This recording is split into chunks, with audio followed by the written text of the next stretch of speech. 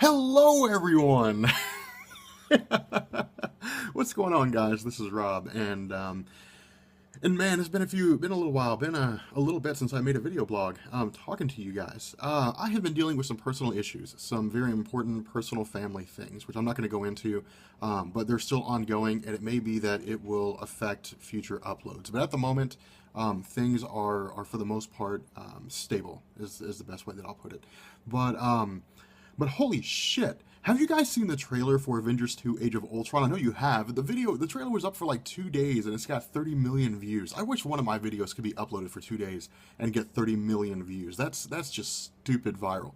That movie looks fucking amazing. I know that it's not going to have anything to do with the Age of Ultron like movie, or with the Age of Ultron comic book story, but shit. I mean, man. Captain America's shield is broken. Everybody's like just kind of freaked out and just like, man, everything sucks. Oh my god, James Spader, the best voice on the planet to play Ultron. My favorite part is at the end of the trailer when he says there's no more strings on me. That's man, I'm so excited for this movie. I am so psyched for Avengers 2 Age of Ultron. It's going to be so awesome. I mean, it's going to be so badass. It's wow. The trailer looks spectacular. There are some things about the trailer too, though, and this is what I'm curious about. Did you guys catch this stuff? Because the trailer was shining giant, purple letters all over the screen saying, "Hey, this is about Avengers 2: Age of Ultron." We knew that. The question was, did you catch the small stuff? Did you catch the little giveaways? There are some major things that Marvel gave away in that trailer, whether or not it's going to be with regards to like the movie itself or it's going to be future projects. The first thing is, of course, I think most everybody's figured out now that the city in the beginning appears to be Wakanda. It appears that the movie, for the most part, is going to take place maybe in South Africa or some African territory or something like that. The reason why I say that I think that city is Wakanda is because Captain America's shield's broken. And if you guys remember, in Captain America, the First Avenger, we learned his shield was made out of vibranium. And for those of you guys that follow the comics or that watch my video on Black Panther, which you should have, there's no reason why you shouldn't have, Black Panther and Wakanda is the home. I don't know if you guys can hear that. There's a train coming by my house. But Wakanda is home to the largest and the only, as far as I know, reservoir of vibranium. Meaning that if Captain America's shield is going to be remade, they're going to have to get involved with Black Panther somehow. They're going to have to find a way to attain vibranium. But the other reason for this, and I'm so excited about this, Ulysses Claw. And I can't remember the actor's name. I think it's Andy Serkis. I believe that's his name. He was the guy that played not Bilbo Baggins, shit. The guy that played Gollum, I think, in The Hobbit. And I think he may have played a few other things, but it looks very, very, very similar. If it's not him, then Marvel is doing something weird, but he looks like Ulysses Claw. Now, if Ulysses Claw is going to be in this movie, you're going to have a cameo. That means we're definitely going to be stepping into Black Panther territory. It means we're definitely going to be getting into Black Panther stuff in the Marvel Cinematic Universe. And this is a big deal, because as we know, Black Panther went on to eventually become an Avenger. And so what this could also mean is that Marvel is really looking at the idea of what they're going to do with the Avengers and the Marvel Cinematic Universe franchises beyond Captain America and Tony Stark and so on. So I'm really curious to see. I mean, right now, potentially, we could have new Avengers in the form of the Scarlet Witch and Quicksilver, who will most likely defect from Ultron, because it looks like they're serving Ultron in this movie. But they could defect from Ultron. They could join up as part of the Avengers. Then we could have Ant-Man, Scott Lang, and possibly, I don't know what they're going to do with Hank Pym. As I understand it, Hank Pym's supposed to be old because he's being played by Michael Douglas, so I doubt he'll actually be an active Avenger because he'll just be too old to do anything. But you could have Ant-Man, Scott Lang, and then you could have Black Panther. And so you'd have like this really, really cool mishmash. But regardless, at this point, it's really too early to know. It's really too early to know for sure what it is they're going to do. We have 2.5 minutes of footage for what they could possibly do. Now, here's the kicker. Here's what I really think is cool. Chronologically, or I guess historically speaking, when it comes to Marvel Cinematic Universe trailers for the movies, they always go in chronological order. Very rarely has Marvel ever had an instance whereby you have a trailer that doesn't reveal things in chronological order. The only exception to that I can think of is Iron Man. But for Captain America: The Winter Soldier, it was the same way. For Captain America: The First Avenger, if you go back and watch the trailers after having seen the movie, it all takes place in chronological order. The fact that Ultron was revealed to us at the end of the trailer as like the full-on form of Ultron, or near the end, I guess also kind of in the middle too, means that it'll probably be around the middle of the movie, maybe a little bit later into the movie before Ultron takes on this cool uber form.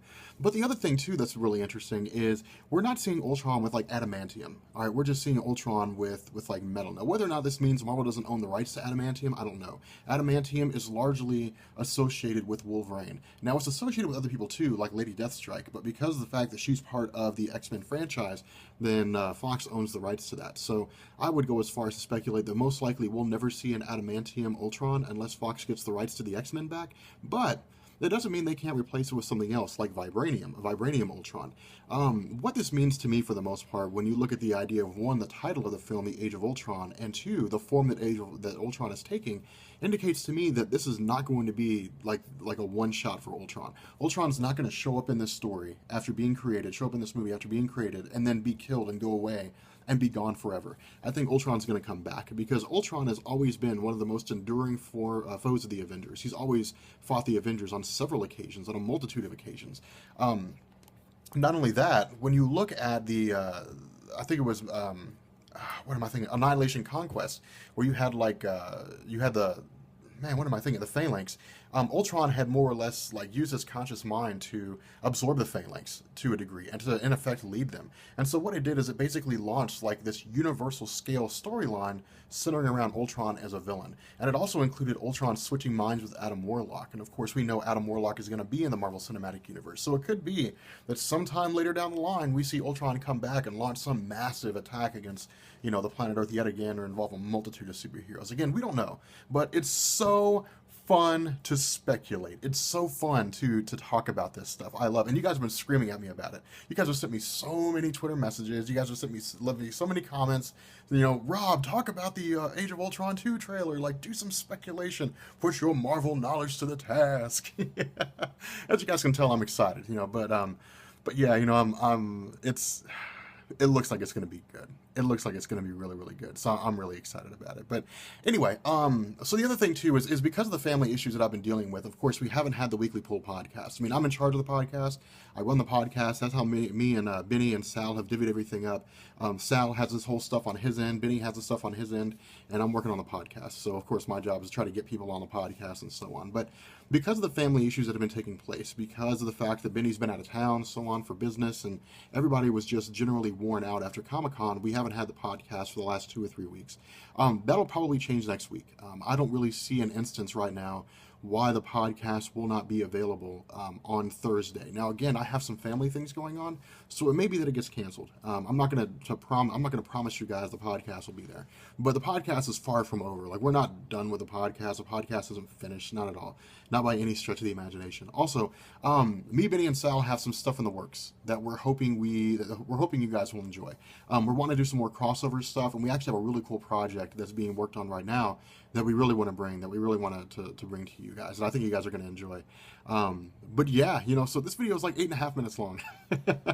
I'm actually watching Lost right now. I'm on season 2, episode 9. Man, let me tell you something about Lost. I never watched Lost when the show came on, and I'm kicking myself for it because this show is amazing. But everybody's telling me, like, wait till you get to season 3, and then you're going to be mad. And I'm like, don't tell me that.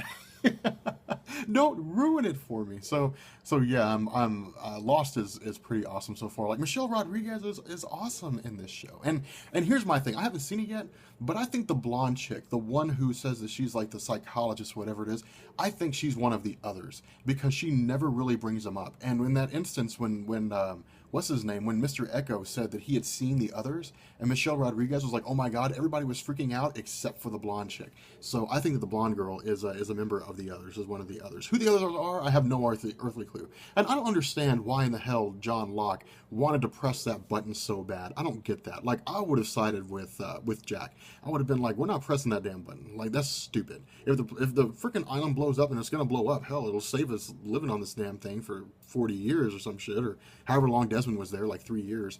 But yeah, as you guys can see, I'm sorry, people. I'm so excited about Lost. Like, this show is amazing. So anyway, so yeah, so we're gonna bring this video to an end, and yeah, so I'll catch you guys later. Peace.